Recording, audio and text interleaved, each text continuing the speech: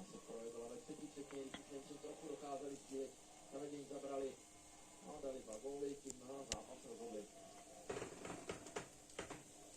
Já nemám moc rád to dělení na Ačkové, Bčkové, Cčkové, až někde Gčkové výběry Kanady, protože kanadské výběry mají kvalitu, ať přijdou téměř v jakémkoliv složení. Kvalitu, která vzniká právě někde mezi základní skupinou a vyhodovací částí.